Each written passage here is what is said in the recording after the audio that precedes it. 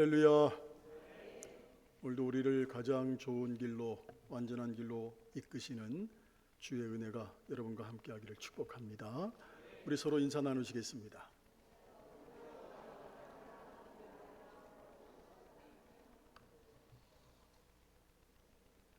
기도의 부흥, 말씀의 부흥, 섬김의 부흥, 선교의 부흥, 진천과 한국과 세계를 예수마을로 만들어가는 교회.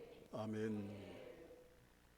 헤럴드 쿠시너라는 사람이 쓴 왜 선한 사람에게 나쁜 일이 생기는가라는 책에서 쿠시너는 이렇게 말을 합니다. 천성적으로 착한 나는 훌륭한 목사로서 모든 교인들로부터 존경을 받는 사람이었다.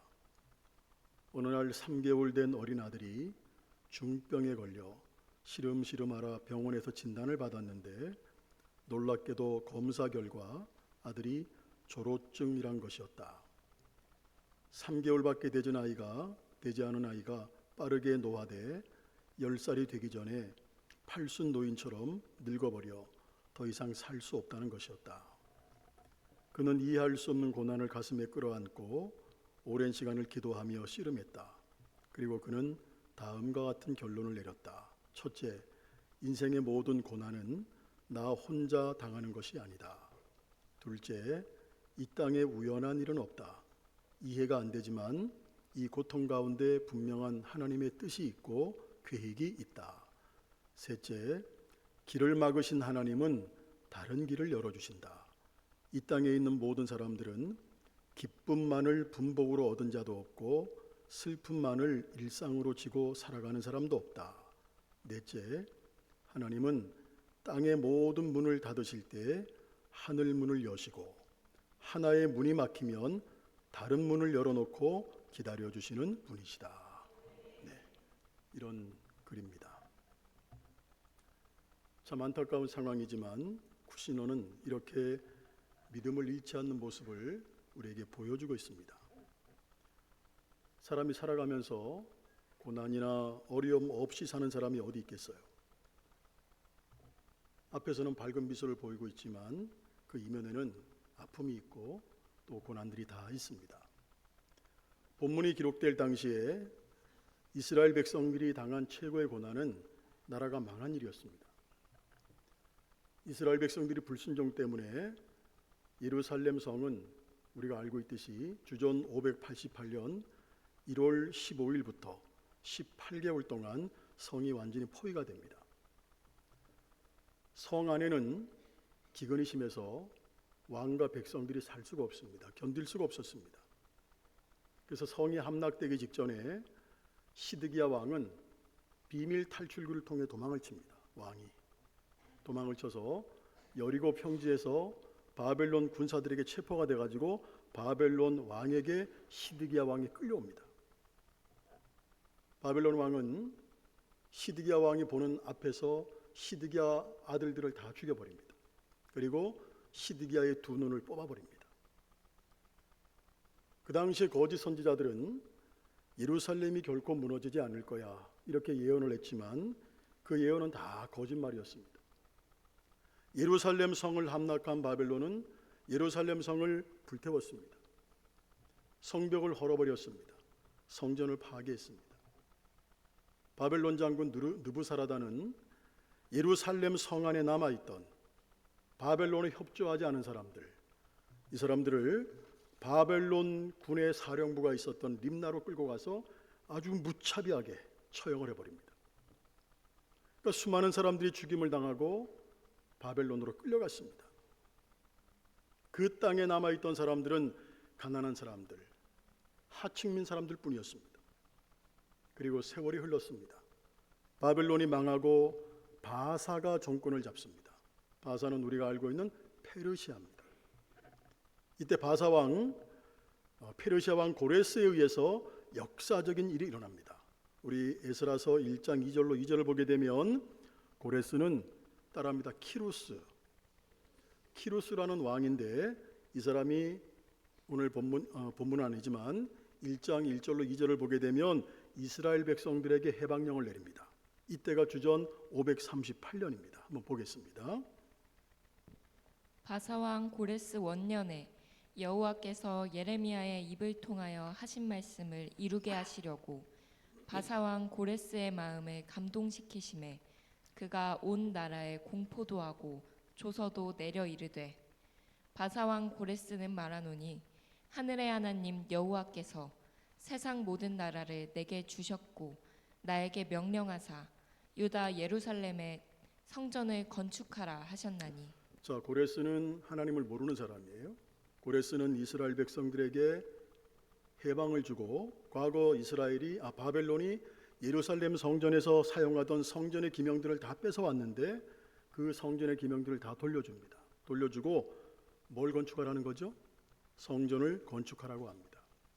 자, 그렇다면 왜 고레스가 이스라엘 백성들에게, 이스라엘 민족에게 해방령을 내리고 성전을 짓도록 허락을 한 것일까? 일반 역사학자들은 여러 가지 당시의 정세를 말하고 있지만 성경은 그 이유를 분명하게 얘기합니다. 하나님께서 예레미야 선지자에게 하신 약속을 지킨 것이다라고 말하고 있습니다. 예레미야서 보겠습니다. 29장 10절 같이 한번 읽어보겠습니다. 여호와께서 이와 같이 말씀하시니라. 바벨론에서 내가 너희를 돌보고 나의 선한 말을 너희에게 성취하여 너희를 이곳으로 돌아오게 하리라. 할렐루야. 그러므로 약속에 신실하신 하나님께서 약속하신 그 약속을 지키셨어요. 고레스의 마음을 감동시켜서 이스라엘 백성들을 돌려보내게 됩니다. 그러자 고향으로 돌아갈 준비를 한 이스라엘 백성들이 스룹바벨의 인도로 돌아오게 됩니다. 몇 명이 돌아왔을까? 에스라서 2장 64절로 67절 보게 되면 그 숫자가 정확하게 기록되어 있어요. 한번 보겠습니다. 온 회중의 합계가 42,360명이요 그 외에 남종과 여종이 7,337명이요 노래하는 남녀가 200명이요 말이 736이요 노새가 245요 낙타가 435요 나귀가 6,720이었더라. 자, 회중과 남종과 여종과 노래하는 남녀 그 외 짐승들이죠. 말, 낙타, 나귀까지 다 기록하고 있어요. 이렇게 기록한 이유가 뭡니까? 이스라엘의 귀환이 따라합니다. 역사적인 사실. 이스라엘 백성들의 귀환이 역사적인 사실이었다는 걸 보여주는 거예요. 주전 606년 여호야김 왕 때 우리가 잘 알고 있는 다니엘이죠. 다니엘을 포함해서 수많은 포로들을 바벨론으로 끌고 왔습니다. 그리고 몇 년 만에 예레미야 29장 10절 읽으셨잖아요. 몇 년 만에 70년 만에 하나님은 약속하신 대로 이스라엘 백성들을 본국으로 돌아오게 하셨다는 거예요. 여러분, 하나님은 약속에 신실하신 분이라는 사실을 믿을 수 있기를 축복합니다. 이렇게 돌아온 사람들은 성전 지을 준비를 합니다. 에스라 2장 68절 읽어보겠습니다. 어떤 족장들이 예루살렘에 있는 여호와의 성전 터에 이르러 하나님의 전을 그곳에 다시 건축하려고 예물을 기쁘게 드리되. 자, 지금 읽으셨듯이 먼저 족장들이 기쁨으로 예물을 드립니다. 그리고 그해 7월에 성전 건축을 시작합니다. 오늘 본문을 보게 되면 성전의 기초를 놓을 때 사람들의 반응이 나오고 있습니다. 그런데 이 반응은 한결같지 않다는 거예요. 오늘 우리는 이 사람들의 몇 가지의 반응을 보면서 함께 은혜를 나누고자 합니다. 먼저는 첫 번째 반응은 모든 사람들이 기쁨으로 찬양했다는 겁니다. 자, 본문 10절 11절입니다. 눈으로 한번 보십시오. 어떤 내용인가? 10절 11절 보게 되면 성전 기초를 놓자 예복을 입은 제사장들은 나팔을 들고 자기 위치에 섭니다. 그리고 레위 지파의 아삽 사람들은 제개물 들고 각자 자기 위치에 서서 하나님께 감사와 찬양을 드리는데 찬양의 제목이 뭡니까? 여호와는 선하시며 이스라엘에 대한 그의 사랑은 영원하다라고 찬양합니다. 할렐루야. 그러자 모든 백성들은 성전 기초를 놓은 기쁨 때문에 큰 소리로 하나님을 찬양합니다. 제사장은 제사장대로, 일반 백성들은 일반 백성대로 하나님을 찬양합니다. 사실 이스라엘 백성들은 그동안 하나님을 마음껏 찬양할 수가 없었습니다. 하나님을 찬양할 장소도 없었습니다. 하나님을 찬양할 모임도 가질 수가 없었습니다. 하나님을 찬양할 시간도 없었습니다. 이스라엘 백성들은 바벨론에서 종살이 아닌 종살이를 했습니다.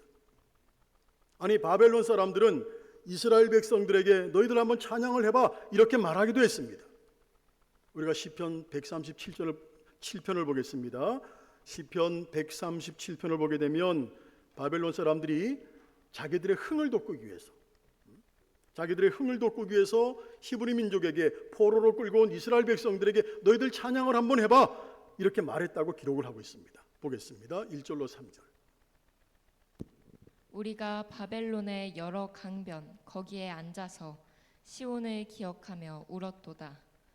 그 중에 버드나무에 우리가 우리의 수금을 걸었나니 이는 우리를 사로잡은 자가 거기서 우리에게 노래를 청하며 우리를 황폐하게 한 자가 기쁨을 청하고 자기들을 위하여 시온의 노래 중 하나를 노래하라 함이로다. 자, 지금 읽으셨듯이 이스라엘 백성들은 찬양은 누구께 드리는 것인데? 하나님께 드리는 것인데 어떻게 바벨론 사람들의 먹고 마시고 즐기기 위한 흥을 돋구기 위해서 찬양을 할 수 있느냐? 이렇게 말을 하면서 수금을 버드나무에 걸었습니다. 찬양을 할 수 없다는 거죠. 그런데 지금 해방을 받아서 고향으로 돌아왔습니다. 하나님께 마음껏 찬양하고 기도하고 있는 성전의 기초가 놓여져 있습니다. 그러므로 전심으로 이스라엘 백성들은 찬양을 하는 겁니다. 저는 이런 이스라엘 백성들의 마음이 100% 공감이 됩니다. 아직 코로나는 100% 사라진 건 아니지만 우리가 코로나 팬데믹 때 우리는 성전에 모여서 예배를 자유스럽게 드릴 수가 없었습니다. 찬양도 마음껏 할 수가 없었습니다. 찬양대 할 수가 없었습니다. 정부가 예배를 못 드리게 했고 예배를 드려도 크게 찬송을 하지 못하게 규제했습니다. 큰 소리로 기도하는 거 못하게 규제했습니다. 얼마나 답답하던지 얼마나 속상하던지 참 마음으로 많은 분들이 울었습니다. 그런데 이제는 큰 소리로 찬양을 하고 큰 소리로 기도해도 제재 받을 일이 없습니다. 규제를 받을 때는 그렇게 답답했는데 그렇게 속상했는데 이제는 제재도 없는데 이미 많은 사람들에게서 찬양이 식어졌고 기도가 식어졌다는 겁니다. 그러므로 혹시 내 안에 기도의 불이 찬양의 불이 꺼지지 않았나 여러분 살펴봐야 됩니다. 시편 33편 1절 우리 한번 같이 읽어보겠습니다. 너희 의인들아 여호와를 즐거워하라. 찬송은 정직한 자들이 마땅히 할 바로다. 찬송은 우리가 마땅히 바라는 것입니다. 이사야서 43장 21절 또 읽어보겠습니다. 이 백성은 내가 나를 위하여 지었나니 나를 찬송하게 하려 함이니라. 아멘. 여러분 우리는 하나님을 찬양하며 살아야 되는 존재들입니다. 할렐루야. 그래야 하나님과 교제가 이루어지는 거예요. 바울과 실라가 감옥에 갇혔습니다. 찬양하고 기도할 때 빌립보 감옥문이 열린 것처럼 우리의 막힌 것이 열립니다. 이스라엘 백성들이 성전의 기초를 놓을 때 온 마음을 다해서 살아계신 하나님을 찬양한 것처럼 우리도 그렇게 일평생 찬양하며 살 수 있기를 주님의 이름으로 축복합니다. 두 번째는 성전 기초가 놓임을 보고 우는 사람들이 있었습니다. 자, 본문 12절 상반절입니다. 보겠습니다. 제사장들과 레위 사람들과 나이 많은 족장들은 첫 성전을 보았으므로 이제 이 성전의 기초가 놓임을 보고 대성통곡하였으나 여러 사람은 기쁨으로 크게 함성을 지르니. 찬양하는 가운데 솔로몬의 옛 성전을 기억하고 있었던 나이 많은 제사장들 또 레위인들 그 밖에 여러 지도자들은 새 성전의 기초를 놓는 것을 보고 대성통곡합니다. 울었다는 거죠. 이들은 왜 울었을까? 두 가지로 추측을 해봅니다. 하나는 성전을 다시 세우는 것을 보며 감격했을 거예요. 그래서 눈물을 흘렸을 것이고, 두 번째는 첫 번째 성전을 지키지 못한 안타까움, 그래서 회개에서 나오는 눈물이었을 겁니다. 주전 588년 성전이 파괴됐습니다. 지금 본문의 상황은 주전 536년입니다. 그러니까 성전이 무너진 것은 본문의 상황으로부터 50년 전의 일입니다. 그러므로 나이가 많은 분들은 솔로몬이 지은 성전을 본 사람들입니다. 그 성전에서 하나님을 찬양했고, 그 성전에서 하나님께 기도했고, 그 성전에서 하나님께 예배를 드렸는데 그 성전이 무너져 버렸습니다. 그리고 바벨론으로 끌려갔습니다. 근데 지금은 어떻게 되었어요? 다시 돌아와서 성전이 다시 세워지는 모습을 보니 얼마나 감격스러웠겠어요. 그러면서 한편으로는 성전을 중심으로 제대로 믿음 생활하지 못해서 바벨론의 침략을 받아 성전이 무너졌던 것을 생각하니 얼마나 또 가슴이 아팠을까. 그런 것을 생각하니 지금 나이가 든 사람들은 우는 거예요. 그런데 하나님은 이런 우리의 눈물을 받으시고 기뻐하신다는 사실을 알아야 됩니다. 예수님께서 십자가를 지시고 골고다로 올라가실 때 많은 여인들이 예수님의 고통을 보고 울었습니다. 이런 우는 여인들을 보면서 주님이 굉장히 유명한 말씀하셨죠. 누가복음 23장 28절 같이 읽어보겠습니다. 예수께서 돌이켜 그들을 향하여 이르시되 예루살렘의 딸들아 나를 위하여 울지 말고 너희가 너희 자녀를 위하여 울라. 이런 하나님의 마음을 가장 잘 알았던 사람이 있어요. 유다 왕 히스기야입니다. 히스기야는 죽을 병에 들었어요. 이사야 선지자가 와서 왕이시여 당신은 죽을 겁니다. 삶을 정리하십시오. 이런 말을 들었을 때 절망하지 않고 하나님께 기도합니다. 히스기야는 포기하지 않고 하나님께 살려달라고 통곡하며 기도합니다. 그런 히스기야를 보신 하나님, 열왕기하 20장 5절입니다. 같이 읽겠습니다. 내가 내 기도를 들었고 내 눈물을 보았노라. 내가 너를 낫게 하리니. 할렐루야. 하나님은 이렇게 기도하는 사람의 눈물을 보신다는 거예요.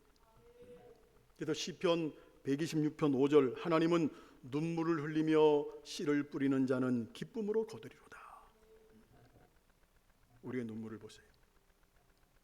특히 기도의 눈물을 보시겠죠? 회개의 눈물을 보시겠죠?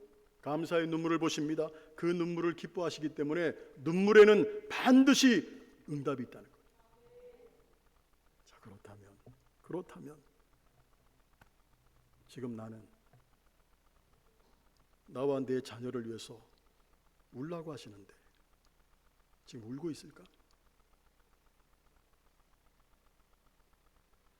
정말로 안타까운 것은 성도들의 눈에 주님을 향한 눈물이 사라졌다는 거예요.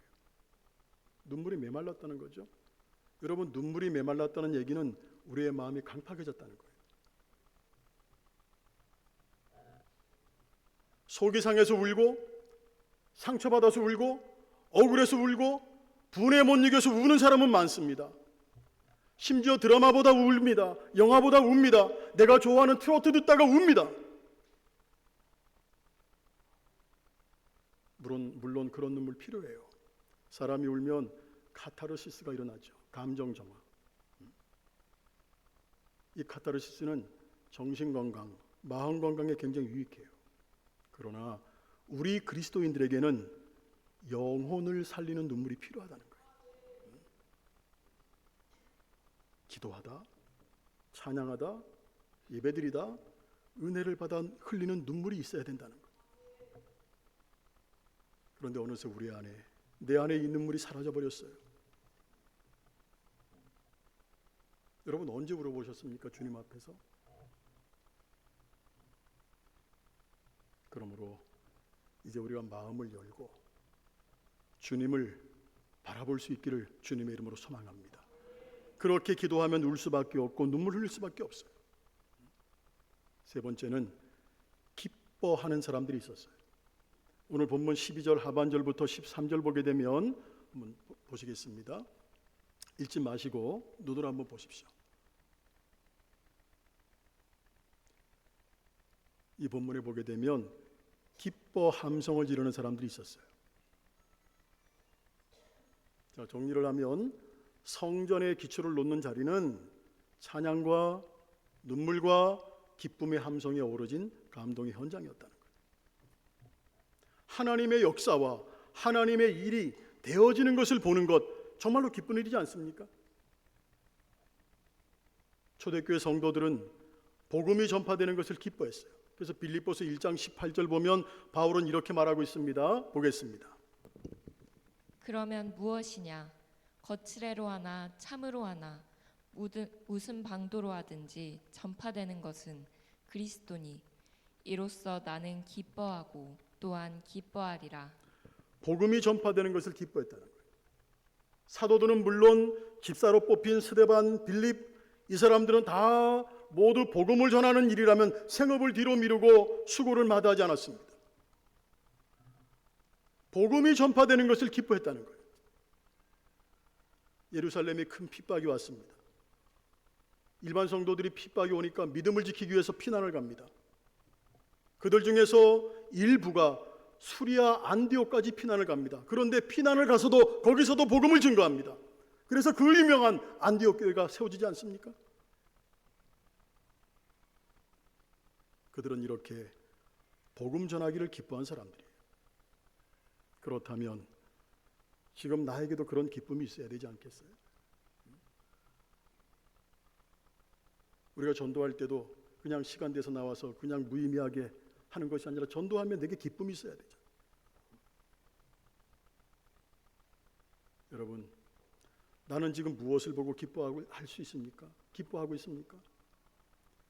세상의 것으로 기쁨을 구하는 것은 아닙니까? 예수님 믿는 것이 조금 힘들다고, 예수님 믿는 것이 조금 어렵다고 주님께서 기뻐하시는 일을 멀리하고 있지는 않냐는 거예요. 그러면 주님이 주시는 기쁨을 우리가 놓치게 되겠죠. 마태복음 5장 11절 12절에서 주님 말씀합니다. 주님은 우리가 주님을 믿는 일 때문에 고난을 당하면, 어려움 당하면 낙심하지 말고 도리어 기뻐하라고 말씀하고 있습니다. 할렐루야. 왜? 결국 그게 복이 되기 때문에. 한번 읽어보겠습니다.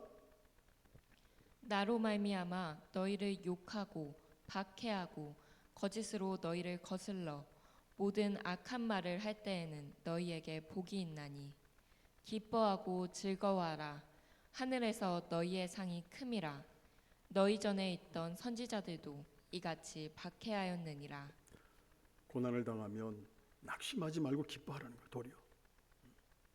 결국 복이 된다는 거죠. 그렇다면 나는 과연 이 말씀대로 살기 위해서 몸부림을 치고 있느냐? 만약 그렇지 못하다면 무엇이 문제일까? 여러분, 우리 예수 믿는 사람들이 걸어가는 길은 철저하게 고난의 길이에요. 축복된 길 아닙니다. 여러분, 바울이 걸어간 길 보세요.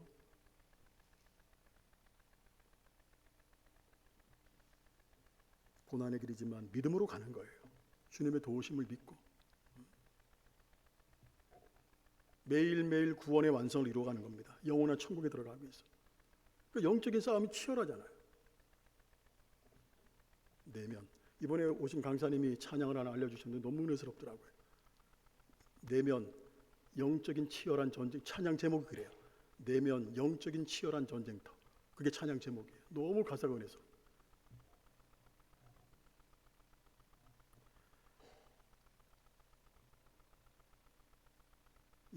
이들은 피난살이하다가 본국으로 돌아왔습니다. 본토에서도 어렵게 살았어요. 지금도 어려워요. 그런데도 이들은 성전 지을 마음이 가득합니다. 그래서 자신의 물질을 내놓고 노동력을 내놓습니다. 어떻게 보면 노동력을 내놓고 물질을 내놓는 것, 이 자체가 다 내어놓는 거예요. 그러면서 감격하고 기뻐하고 찬양하고 있다는 거예요. 오늘 여러분들은 하나님의 일을 보고 어떤 반응을 보이십니까? 하나님의 일 앞에 아무 반응이 없는 분도 있어요. 아니면 냉소적이고 비판적인 사람도 있어요. 아니면 무관심한 사람도 있어요. 그러나 본문의 사람들은 찬양하고 울었습니다. 또 기뻐했습니다. 신앙적인 반응이고 믿음의 반응입니다. 이런 사람들을 보면서 나는 하나님의 살아계신 말씀 앞에, 하나님의 일 앞에 어떤 생각을 하고 어떤 반응을 보이고 있을까? 여러분들 돌아보셔야 돼요. 하나님은 나의 그 반응을 보고 계시다는 겁니다. 믿음으로 반응하지 못하는 나의 모습을 보고 주님 앞에 울 수 있어야 됩니다. 하나님의 일을 보며 기뻐하고 즐거워하는 신앙적인 반응, 믿음의 반응이 있는 여러분 모두가 되시기를 주님의 이름으로 축원합니다. 네, 기도하겠습니다.